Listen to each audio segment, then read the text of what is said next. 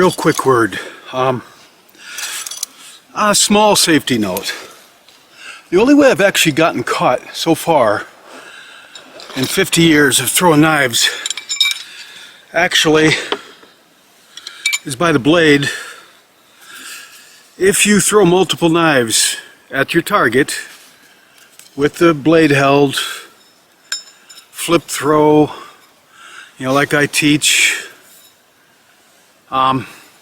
if you throw multiple knives at your target, you're going to find that quite often your knives, just like a shot group, they hit the same place if I'm aiming at the same place on the target. Like the bullseye, I'm throwing 3 or 4 knives at the bullseye. Quite often you're going to get your knives hitting your other target.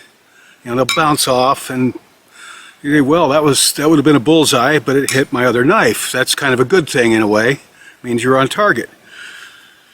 But it will nick up your blade, especially like this railroad spike knife, which is advertised as a high carbon steel. It is high carbon steel for a railroad spike, not for a knife. It's railroad spike's pretty soft metal, but I think they make very good throwing knives. Honestly, some of them, like this with a real thick spine, as you can see.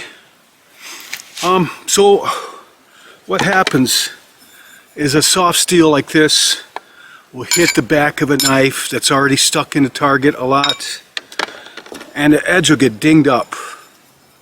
And you can actually cut your hand on the burrs that are on the edge sticking out from the ding marks. So I just want to say, take a file and get rid of the ding marks on the edges once in a while.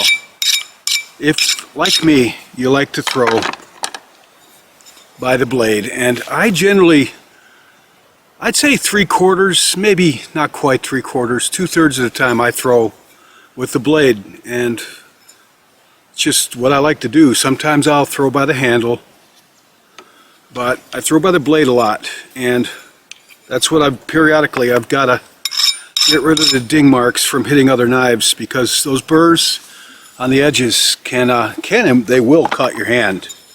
I mean, they won't cut you really bad, but they'll put a pretty good cut in your hand. So, just a small safety note. I tell you, I'm trying to remember everything I can think of to put in these videos, and that occurred to me. So, get yourself a little metal file, and you're not trying to sharpen the edge, you're just trying to keep it smooth. In fact, you could even dull it a little bit, go right on the edge, and dull it out, but make it smooth so you're not catching your hand up on it when you let go of it. Alright? Okay, that's about all I had to say on this. I think this is about the last video for this whole course. And it's been about a year in the making on this, but I'm going to add this last video to my blade held video. But if you watch all these videos, which is quite a lot, you'll see some are shot in the spring, summer, fall, and even one like my full turn throw is shot in the winter time where I'm throwing in the snow. So, been about a year in the making. It's been a little bit of an adventure. Alright, take care. Dismissed. Get out of here.